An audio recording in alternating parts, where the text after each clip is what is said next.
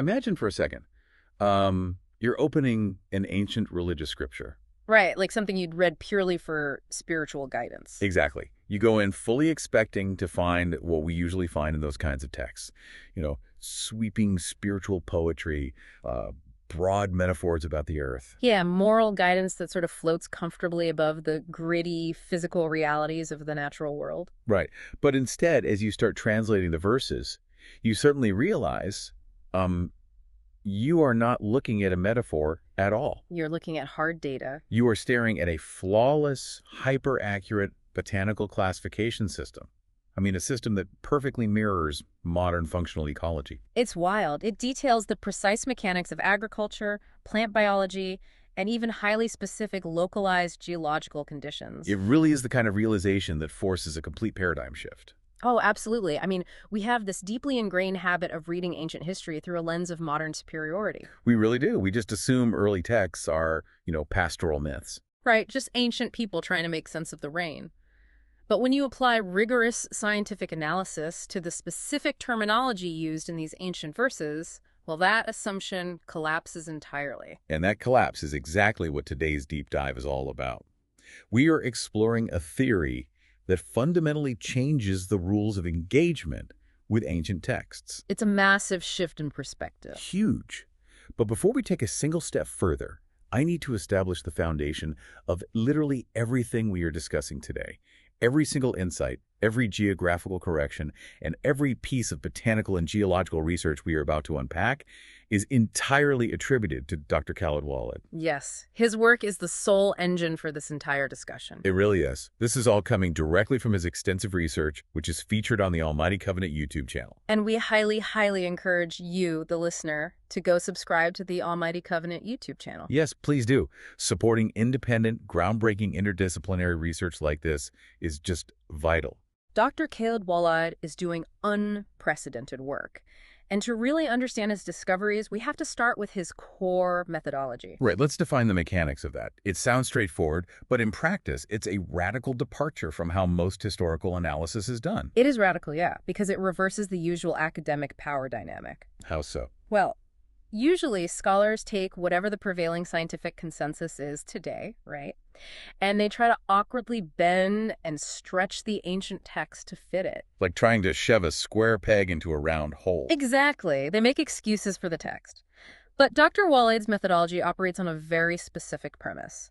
The Quran is the ruler and science is the witness. The Quran is the ruler and science is the witness. So you don't alter the ruler to fit the object. Right, you measure the object with the ruler. You take the text at its exact literal linguistic word. You establish the rigid rules and categories defined by the text itself. Exactly.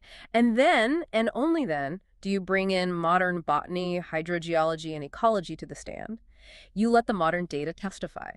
You observe whether the hard scientific data actually bears witness to the ancient claim. And what Dr. Khaled Waleed has found is that when you measure modern ecology against the terminology of plants, seeds, and geography in the Quran, the alignment isn't just a poetic coincidence. It is an airtight scientific matrix. Which brings us to our starting point today, what his research identifies as the cosmic split. Right. This concept originates from a foundational verse in the text, specifically Al-An'am, verse 95. And the translation for that reads, indeed God is the splitter of the grain, which in Arabic is hab, and the pit, which is nawa. Now, if I am reading that without a scientific lens, I see a pleasant everyday agricultural observation. Yeah, a seed splits, a plant grows, life continues. It feels very pastoral. But that is the surface level trap. Dr. Khaled Waleed's analysis demonstrates that this is not a casual observation about farming. The text is actually presenting a fundamental cosmic law of biology. Oh, wow. Okay, break that down for us. So God introduces the attribute of being the splitter, right? The one who cleaves dormant matter to initiate life. Because ecologically, a seed sitting in dry earth is, for all functional purposes, in a state of suspended animation. It's just metabolically dormant. Exactly. When it splits, the biological engine turns on. Plants are the very first manifestation of life from death. Okay, I track with that. But the crucial part of this verse is the specific distinction being made.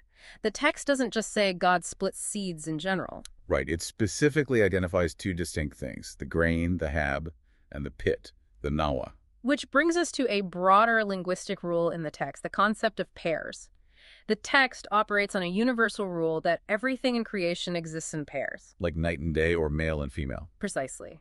Within this strict linguistic framework, Hab and Nawa are not merely two random examples drawn from a hat. They constitute a foundational biological pair. They represent two entirely distinct parallel tracks of the plant kingdom. Yes, so they are a dichotomy.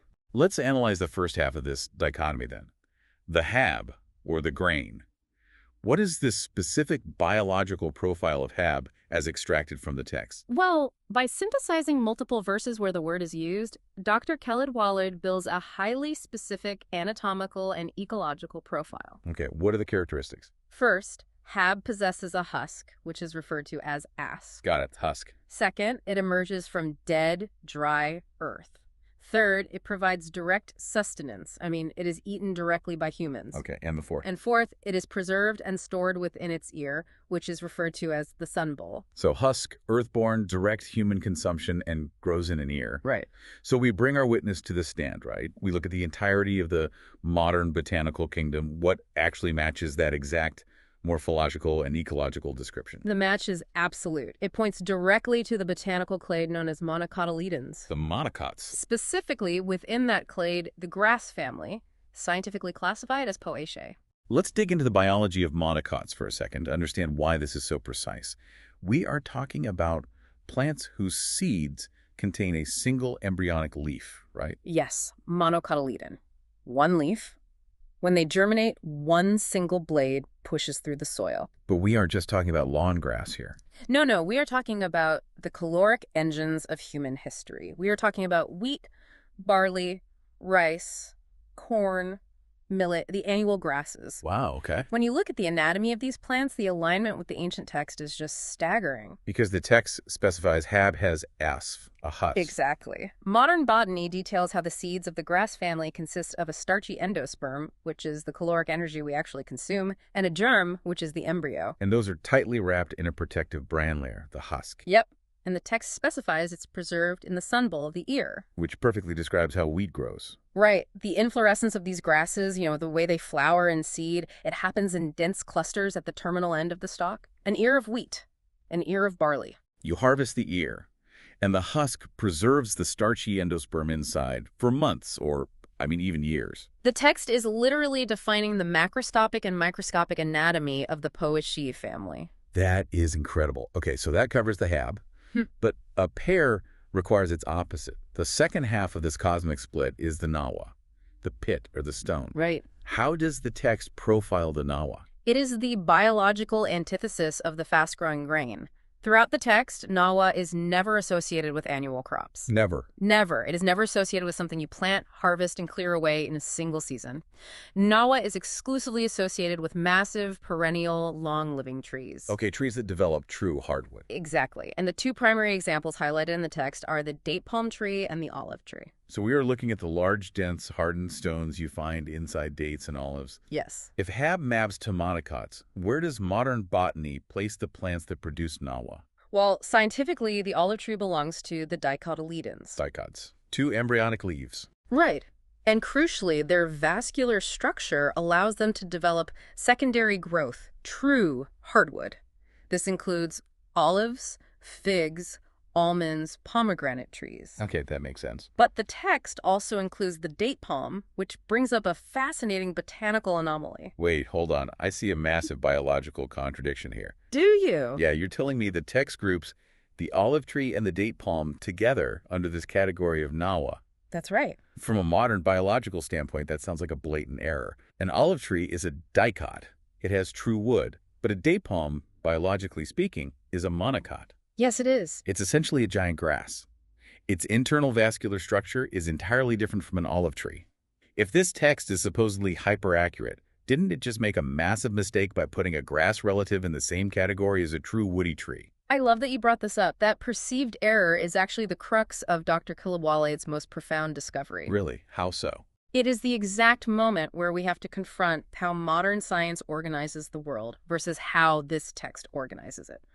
To understand why it's not a mistake, we have to look at the history of taxonomy. The science of how we classify life. Right. So modern botanical taxonomy was largely codified in the 18th century by Carl Linnaeus. Okay, the Linnaean system. Yes.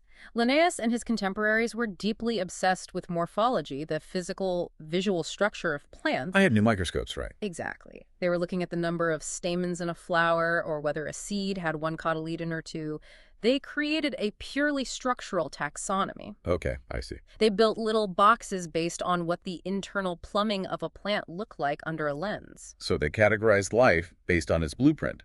If the blueprint has one leaf, it goes in the Honeycott box, whether it's a tiny blade of grass or a towering palm tree. Precisely. But what's fascinating here is that Dr. Khaled Waleed's research reveals the text operates on an entirely different, arguably more sophisticated system. Okay, what system is that? The text does not care about what the seed looks like under a microscope. The text utilizes a functional taxonomy. A functional taxonomy. Yes. It categorizes biological life based on its ecological role, its energy output, its time horizon, and its utility within the broader ecosystem. Okay, I want to explore this functional taxonomy. Let's use an economic analogy to unpack this. Let's hear it.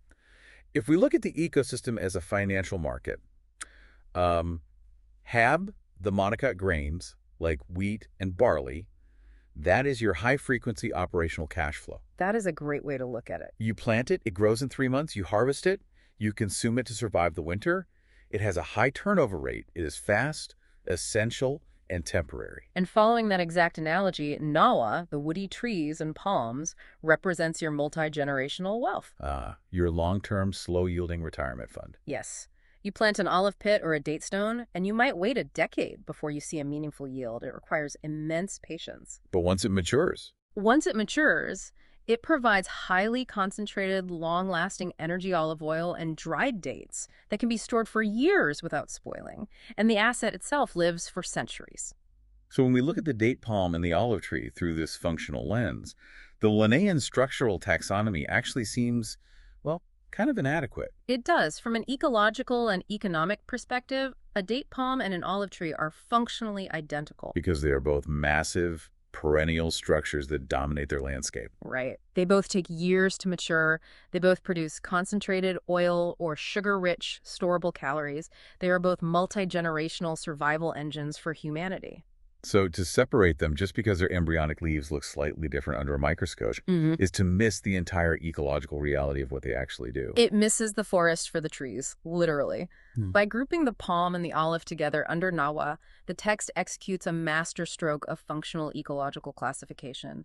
It groups them by how they interact with time, the earth, and human survival. This completely reframes the biological matrix. It's like organizing a kitchen. Oh, okay, how so? Structural taxonomy demands you put all the stainless steel items in one drawer and all the silicone items in another. Right. But functional taxonomy says you put the spatula next to the stove, regardless of what it's made of, because that is where the cooking actually happens. That is a perfect encapsulation, and Dr. Khaled Waleed maps this functional matrix out across the entire text. He extracted 8 specific botanical terms from the verses and demonstrated how they form 4 perfect interlocking functional pairs. And he refers to this overarching system as the divine economy, right? The divine economy, yes. Let's break down the architecture of this divine economy. What is the first pair in the matrix?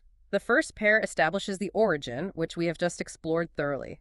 Hab versus Nawa. The monocot grains versus the dacot and palm tree. Exactly. The fast, seasonal caloric engine versus the slow, perennial energy reserve. Okay, so we have the seeds and the pits.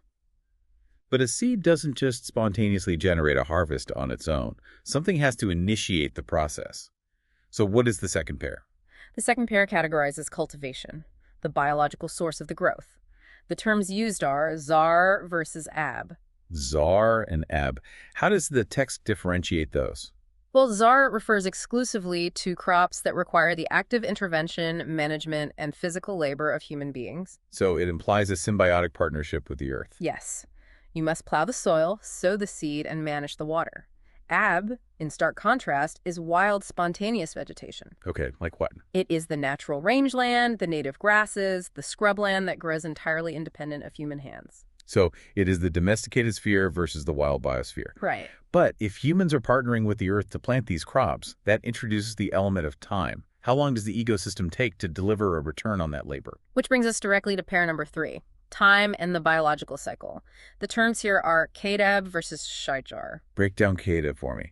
Kadbi refers to vegetation that is cut frequently and possesses the biological ability to renew incredibly fast. So forage crops. Exactly. Think of alfalfa or clover. The functional intent here is rapid, repeated harvesting. You plant it, it shoots up, you chop it down while it is still green to feed your livestock, and its root system immediately pushes up new growth. It is a cycle of rapid destructive harvesting and immediate renewal. Yes, and the opposite of that rapid cycle. I'm guessing that's Shijar. You got it. This term translates to trees, but functionally it represents the slow, permanent, deeply rooted biological cycle. Because you do not cut down an apple tree to harvest its fruit. Right. You preserve the structure and wait for the annual sustainable yield. So Kadbi is the rapid destructive turnover, and Shijar is the slow structural permanence. Okay, so we have origin, we have cultivation, we have time, but all of this biological production has to go somewhere, right? It has to feed a consumer. And that is pair number 4, the beneficiary. The text divides the yield of the earth into 2 distinct consumer bases using the terms lakum and lian amicum. Meaning? Lakum translates to for you. It designates the biological output intended directly for human consumption. This covers the starchy grains, the dense olive oils, the sweet dates. And lian amicum. That translates to for your livestock. This encompasses the rapidly growing forage, the kudbi, the wild natural rangelands, the ab, and even the fibrous husks of the grains. Oh, because our human digestive systems cannot process the husks. Exactly, but a cow's rumen can break them down perfectly. It is a fully integrated, 4-dimensional ecological model: origin, cultivation, time, and consumer. It literally maps the entire flow of energy from the soil to the human civilization. And what's amazing is, if we overlay this ancient matrix onto modern evolutionary biology, it perfectly mirrors what contemporary ecologists call biological life strategies. I definitely want to dive into that. How do modern biologists categorize the ways plants survive the brutality of the natural world? Well, plant ecology recognizes that different species have evolved radically different strategies to deal with winter, drought, and predation. For instance, you have therophytes. Therophytes? These are annual plants, which perfectly mirror our hab, the grains. What is the evolutionary strategy of a therophyte? Panic and reproduce. Huh, really? Seriously, a therophyte's entire biological imperative is to grow as fast as possible, pour every ounce of its gathered solar energy into producing a durable seed, and then die before the harsh season hits. Wow. The vegetative body of the plant perishes, but its genetic material survives underground in the seed, just waiting for the next rain. It is an escape strategy. Live fast, leave a resilient genetic capsule, and die. Contrast that with phanerophytes. These are your trees, mapping perfectly to the Nawa category. Okay, and their strategy? Their evolutionary strategy is endurance. Instead of dying off, they invest massive amounts of metabolic energy into building complex lignin and cellulose structures, hardwood. They build a fortress. Exactly, so their biological body can literally stand its ground and survive the freezing winter or the scorching drought. So the therophyte runs away into the soil, and the phanerophyte builds a castle and waits out the siege. And bridging the gap, you have the hemicryptophytes. Let me guess. These map to the perennial grasses and forage, the kiab and the ab. You nailed it. Their strategy is a hybrid. They allow their exposed top half to die off or get grazed away by animals, but they keep their vital growing buds hidden just at the surface of the soil, or slightly below it. Which allows them to bounce back almost instantly when conditions improve or after they're eaten. Exactly. So centuries before modern science coined the terms therophyte, phanerophyte, and hemicryptophyte, this text had already mapped out their exact functional life strategies and integrated them into a broader economic model of human survival. Again, this level of interdisciplinary synthesis is just astounding. Dr. Khaled Waleed and the Almighty Covenant YouTube channel have provided a master key for understanding this text. They really have. And to fully appreciate how deep this analysis goes, we need to look at how Dr. Waleed disentangles 2 specific words that modern society has completely conflated. Yes, we need to fundamentally redefine the concepts of plant and crop. In our modern vernacular, we use them completely interchangeably. Right. A field of corn is a crop. It is also a plant. We don't distinguish between the two functionally. But to me, anything green with roots is a plant. If I intend to eat it or sell it, I call it a crop. But the text draws a much sharper line. A razor-sharp line. Mm. Let's examine the umbrella term first, nabat. If I translate nabat directly, does it just mean plant? Essentially, yes, but the context is what matters. Nabat represents the entirety of the botanical biosphere. It refers to absolutely anything that germinates from the earth through the catalyst of rainwater. Okay. The defining characteristic of nabat in the text is the actor. When the text discusses nabat, the actor is exclusively and always God. Meaning no human involvement. Exactly. The divine mechanism brings down the water. The divine mechanism brings forth a nabat. It requires absolutely zero human input. It encompasses giant redwood forests, microscopic ocean algae, wild prairie grass, and yes, it technically includes the biological entity of the crops we eventually eat. They are all part of the grand nabat. So nabat is the automated planetary system. It is the biosphere breathing on its own. But then the text introduces zar. This is the term most often translated as crop or agriculture. And here, the biological and ecological rules change completely. How so? Zars mandates human intervention. The text explicitly outlines a partnership. Dr. Waleed highlights the underlying textual philosophy. You plow, we grow. You plow, we grow. That implies that human labor is a required biological variable in this specific equation. It is. But zar is not just any seed you haphazardly toss into the dirt. Dr. Waleed's botanical analysis proves that zar is a highly specific, restricted category. Okay, what does it refer to specifically? It specifically refers to ear-bearing grains, the wheat and the barley, the hab. It refers exclusively to plants that are purposefully sown by human hands, harvested by human hands, and, crucially, stored within their ears, the sunbul, for long-term civilizational survival. Okay, wait, let me test this. If I plant a massive orchard of apple trees, I have intervened in nature. I have done physical labor. But according to this textual matrix, that orchard is not zar. Correct. Your apple orchard falls under shajar trees. Zars is reserved exclusively for the field of grain. Wow. And because it is so specific, zar comes with rigid, non-negotiable biological and geological requirements. It requires deep, tillable, arable soil because human beings must be able to plow it. And it requires fresh water. It has a very low tolerance for salinity. This distinction is philosophically profound. You know, nabat is the wild planetary engine, but zar, the golden fields of wheat that allow human beings to stockpile calories, survive brutal winters, and build dense urban cities, that requires us. We are written into the ecological taxonomy. We are the cultivators. We are an active component of the ecosystem, and this precise categorization helps clarify other terms that surround agriculture. We discussed codbrae earlier, the fast-growing forage. Right.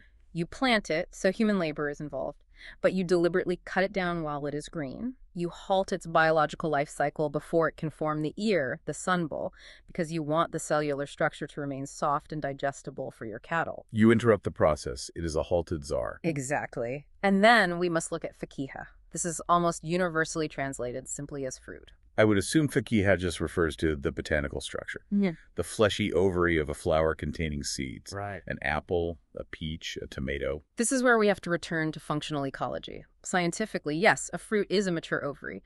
But why does a plant expend massive amounts of metabolic energy to create a sack of sugar water wrapped around its seeds? To be eaten. Exactly. Ecologically, a fruit is not merely a structure. It is a biological function. It is a bribe. A bribe. Yeah. The plant cannot move, right? It needs to disperse its genetics across long distances. So it manufactures a sweet, energy-rich reward to attract a mammalian or avian vector. The animal eats the sweet flesh, walks 5 miles, and deposits the indigestible seeds in a pile of fertilizer. A biological bribe. Oh. It manipulates animal behavior using sugar. That's brilliant. And Dr. Khaled Waleed demonstrates that the ancient text understands fakiha entirely through this functional lens. The linguistic root of the word fakiha does not mean a specific plant part. It translates to a state of enjoyment, luxury, or sweetness. Oh, wow. The text categorizes the fruit not by its botanical anatomy, but by its ecological function, the delivery of sweetness and enjoyment to the consumer. It is stunning how this text consistently bypasses visual categorization in favor of deep ecological mechanics. It maps the flow of energy, the necessity of human labor, and the evolutionary strategies of plants. It's all there. But this brings us to a massive tension point. What happens when human beings, armed with the desire to cultivate zar, attempt to force that agricultural partnership onto a geographical location where the geology and the chemistry of the earth absolutely refuse to cooperate? You are anticipating the transition perfectly. We are moving from botanical analysis into a profound, earth-shattering geographical and historical paradigm shift brought forward by Dr. Khaled Waleed. Okay, let's get into it. To understand this, we must examine one of the most pivotal and famous prayers in ancient history, the prayer of the patriarch Abraham. Set the scene for us. What is the context of this prayer? Well, in the textual narrative, Abraham is leaving some of his descendants in a very specific, isolated location, and he describes this location to God using a highly precise technical phrase. He says, I have settled some of my descendants in an uncultivated valley. But we must look at the exact Arabic phrasing, he says. Wadi Gairi de Zar. Wadi Gairi de Zar. A valley without Zar. A valley without Zar. Now apply the matrix we just spent the last half hour building. If Abraham merely wanted to say, I left my family in a barren, lifeless desert wasteland, he had the vocabulary to do so. He could have said, a valley without Nabat, a valley without plant life. But he didn't. Yeah, he used surgical precision.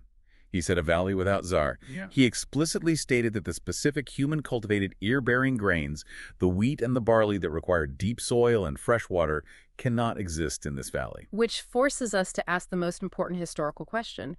Where is this valley? Right. Traditionally, the vast majority of historical and religious consensus places Abraham's descendants in the city of Mecca, located in the Hejaz region of modern-day Saudi Arabia. That is the universally accepted historical map. But here is where Dr. Khaled Waleed drops a massive geological and geographical bombshell.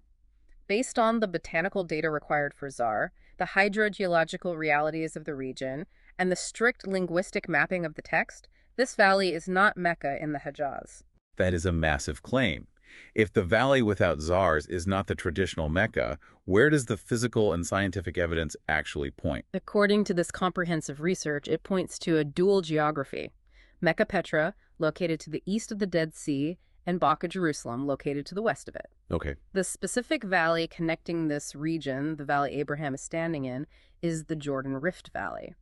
More precisely, a 110-kilometer stretch known as Wadi Araba. Wadi Araba. Okay, we need to do a deep dive into the geology and climate of Wadi Araba. If the text says Zar cannot grow here, we need to understand exactly why. Paint a picture of this environment. The Jordan Rift Valley is a massive tectonic fracture in the Earth's crust. Wadi Araba is a particularly harsh, unforgiving stretch of this rift. The climate is brutally arid. How hot does it get? During the summer, baseline temperatures routinely soar above 30 degrees Celsius, often pushing well into the 40s. That's over 100 degrees Fahrenheit. Because it is a deep rift valley, the atmospheric dynamics create an extreme evaporation rate. We are talking about losing upwards of 10 millimeters of moisture directly to the atmosphere every single day. It is an absolute furnace. Ooh. But, heat and high evaporation alone don't necessarily prevent agriculture. Or look at the Nile River Valley or the Tigris and Euphrates. Exactly. Those are incredibly hot environments. But human beings have successfully cultivated Zars there for millennia because they have a massive source of fresh water. Spot on. Heat alone does not veto Zar. The veto comes from the chemistry of the Earth. This brings us to the critical data point regarding Wadi Araba. The water table in this specific valley is highly dangerously saline. Saline, so salty. Very. Due to the unique geological composition of the ripped massive prehistoric salt rocks and dense mineral deposits, the groundwater here contains 5 to 15 times the normal salinity of standard agricultural water. Let's quantify that. How do we measure salinity in this context? We measure it in parts per million, or ppm.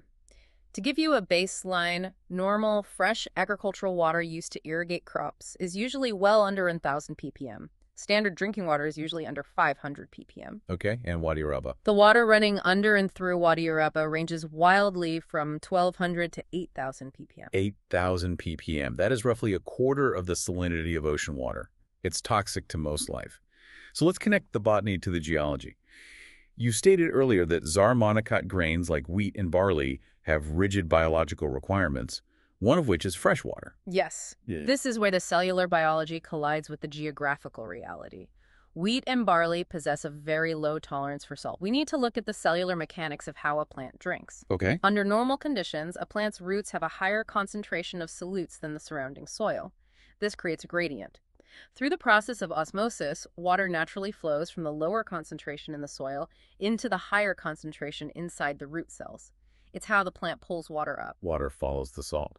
Exactly. But what happens when you try to irrigate a field of wheat in Wadi Raba, where the soil water is sitting at 5,000 or 8,000 ppm? Oh, the gradient reverses. The gradient reverses. The surrounding environment is now hypertonic. It has a higher salt concentration than the internal cells of the wheat roots. Oh, wow. So instead of the plant pulling water out of the soil, The soil literally sucks the water out of the plant. that's brutal. The roots undergo severe osmotic shock. The cells undergo plasmolysis, they collapse in on themselves. The seed cannot germinate. If it somehow sprouts, it immediately withers. It cannot form the stalk, and it certainly cannot form the sun bowl, the ear. It is not just difficult to grow zar in Wadi Araba. It is biologically, physically, and chemically impossible. It is an absolute biological impossibility to grow ear-bearing grains in the soil and water conditions of that specific rift valley. So when Abraham stands in that fractured, blazing valley and says, I have settled my descendants in a valley without zar, he is not simply complaining about a dry season. Not at all. He is delivering a hyper-accurate, flawless, scientific ecological report about the localized soil salinity and its catastrophic effect on monocot germination. Yes. It is hard, verifiable ecological data recorded thousands of years ago. And the true genius of Dr. Khaled Waleed's analysis lies in how it proves the negative space of the text. Explain that. Remember the exact phrasing. Abraham said, without zar. He did not say without nabat. Yeah. So the logical question follows, does Wadi Araba have nabat? Does it support plant life? Well, based on the strict rules of the text, I have to assume yes, but it must be highly specialized plant life. It is full of nabat. Specifically, the valley is abundant in ab, the wild, spontaneous, natural vegetation we categorized earlier. But wait, how can the ab survive the 8,000 ppm salt water if the wheat roots collapse and die? Because the specific ab native to Wadi Araba consists of what biologists call halophytes. These are extreme salt-tolerant plants. We are talking about species like the tamarisk shrub and various salt bushes. Okay. These plants have evolved mind-bending cellular mechanisms to survive hypertonic environments. What kind of mechanisms? How do you survive drinking poison? Well, some halophytes develop specialized cellular vacuoles, internal storage tanks, where they pump the toxic sodium ions, isolating the salt away from the rest of the cell's machinery. Wow. Other species, like certain salt bushes, actually develop salt glands on the surface of their leaves. They pull the salty water up, utilize the H2O, and literally excrete the excess salt out through their pores. The leaves become covered in a crust of physical salt crystals. That is incredible cellular engineering. And let me guess how this fits into our matrix. Right. Pair number 4, the beneficiary. These highly salty wild shrubs are not lecum. They are not for humans. Right. They're leonomicum for the livestock. Perfect application of the matrix. These halophytes are the ideal grazing forage for hardy desert livestock, particularly camels. So the valley successfully supports a localized economy of livestock via the wild ab, even while it forcefully rejects human agricultural settlement via the failure of zar. Okay, what about the slow structural giants? Did the text mention trees? Does Wadi Araba have shajar? Yes. Because we have to remember the anomaly of the Nawa, specifically the date palm. Date palms are biologically famous for their extreme tolerance to high salinity. Really? Yeah. While wheat dies at 1,000 ppm, a mature established date palm can tolerate irrigation water up to 3,000 ppm, and in some localized conditions, even higher. Its deep root structures and internal vascular resilience allow it to thrive where monocot grains perish. Let me synthesize this entire ecological picture. In this specific 110-kilometer stretch of the Jordan Rift Valley, Wadi Araba, the chemical constraints of the earth dictate that you cannot grow wheat. You have zero zar or hab. Correct. But the environment perfectly supports the growth of date palms, the nawa, and it supports the growth of wild salt bushes, the ab, which feed the camels. That is the exact unyielding biological reality of the region. And an ancient text recorded this highly specific, multi-layered botanical anomaly centuries ago, utilizing a vocabulary so rigorously precise that it perfectly overlays modern functional ecology, cellular biology, and hydrogeology. That is the magnitude of the paradigm shift Dr. Khaled Waleed has uncovered. And there is one final linguistic nuance that cements this entire geographical correction. What is it? In that same prayer, Abraham describes the location further. He says he settled them near your sacred house. The specific Arabic word used is inda. How is Inda defined in this context? Inda translates to near, at the borders of, or in the geographical vicinity of. Crucially, it does not mean inside it. Dr. Waleed maps this out perfectly. The location of this house, situated in the Mecca, Petra, and Baca, Jerusalem region, sits precisely on the edge, the very borders, of the Wadi Aroba Rift. The geography, the tectonic geology, the cellular botany, the linguistics, it is an airtight, multidimensional matrix. It's like a combination lock where every single tumbler has to fall into exact alignment for the door to open. Yes, and Dr. Waleed has found the combination. We really have to pause here and reiterate. If you are listening to this, you must go subscribe to the Almighty Covenant YouTube channel. We are witnessing the rewriting of historical and geographical interpretation using hard, verifiable science. It is the definition of groundbreaking. And this incredible synthesis brings us to the final and perhaps most philosophically profound section of our deep dive. Where are we heading? We need to circle all the way back to the very first concept we discussed, the foundational verse. God as the splitter of the hab and the nawa, the grain and the pit. Ah, yes, the cosmic split, the Yeah. universal biological pair. Right.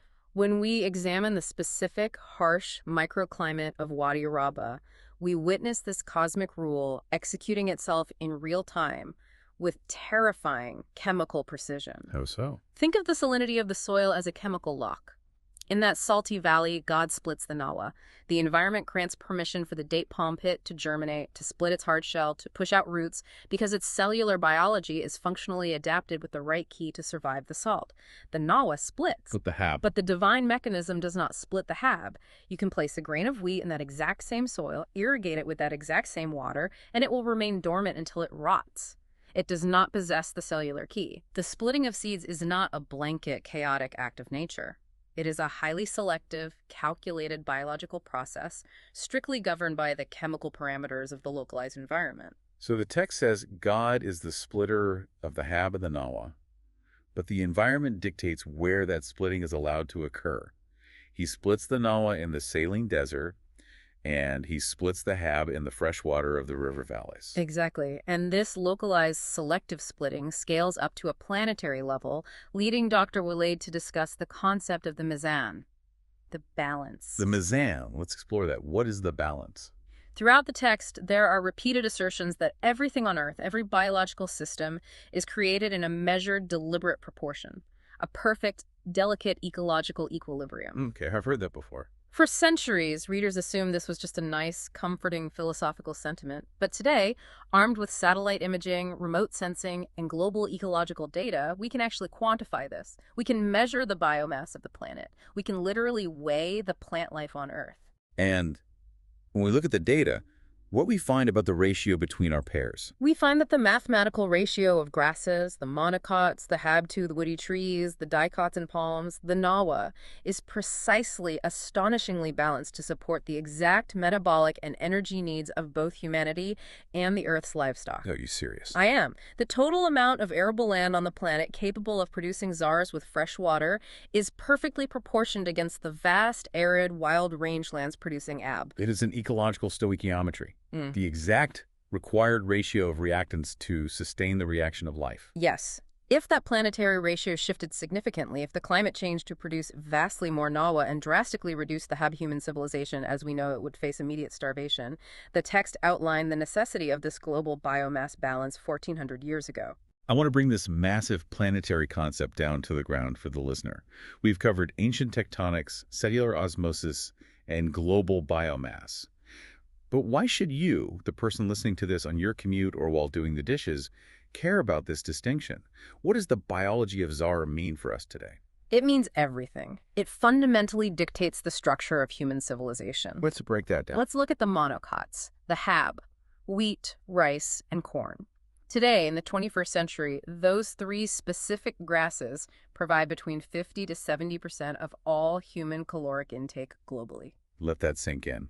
Over half of the energy powering the human race comes from the seeds of grasses. They are the absolute, undeniable biological foundation of our species. Without czars, without the unique ability of these grains to be planted, harvested, and most importantly, stored dry in silos for years at a time without rotting, there is no civilization. None at all. There are no permanent settlements. There is no Rome, no Babylon, no modern metropolis. Without long-term caloric storage, human beings are forced into a nomadic existence, constantly moving across the landscape to find seasonal wild ab and scattered fruit. You cannot build a specialized society where you have engineers, artists, and scientists. If every single person has to spend all day foraging for wild berries, you need the caloric surplus of czar to free up human labor. Precisely. Czar is the prerequisite for empire. So let's re-examine Abraham's action through this lens.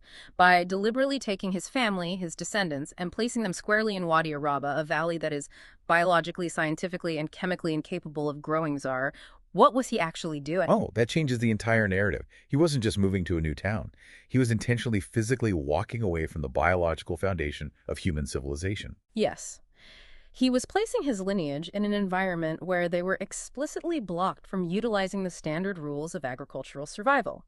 They could not build a traditional, self-sustaining, grain-based empire in that valley. The earth itself forbade it. Wow.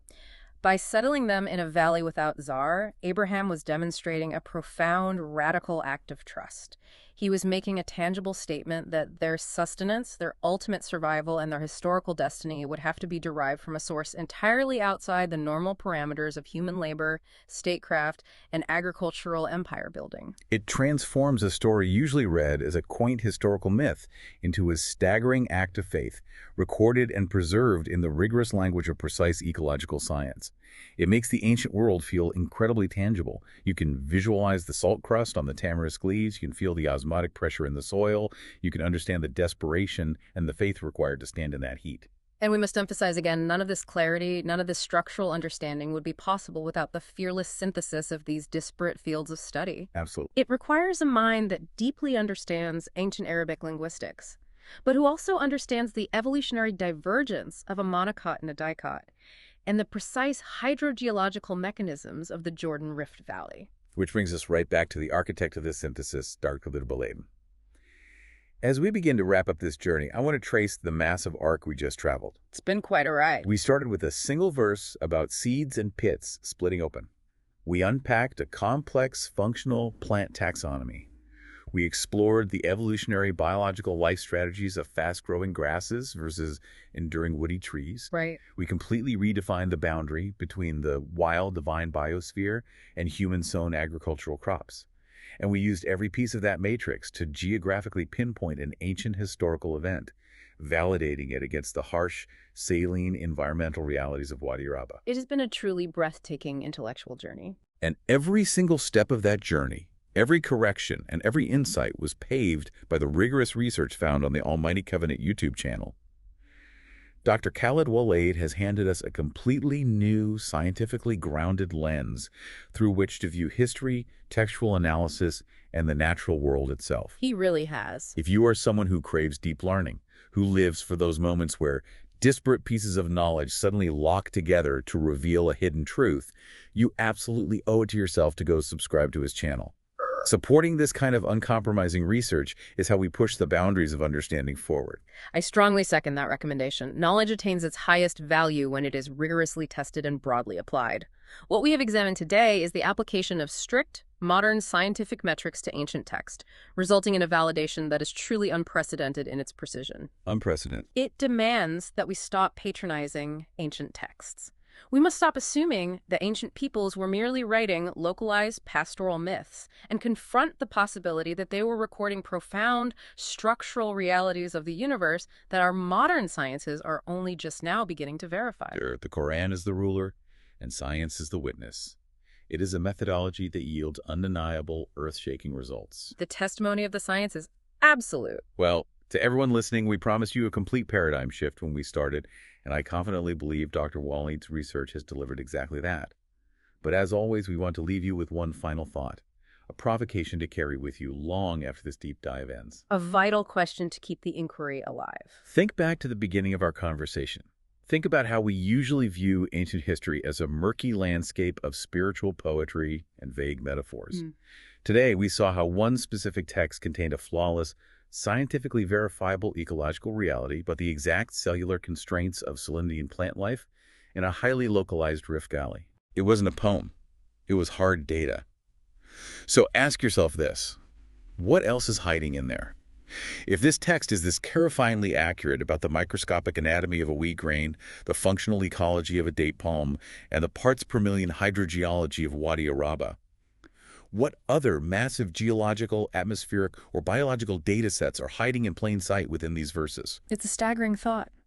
What happens to our understanding of the universe when we stop reading ancient scriptures merely as comforting allegories and finally start reading them as highly coded, precise scientific data waiting for us to catch up? That is the frontier of true discovery. It is. Until next time, keep diving deep.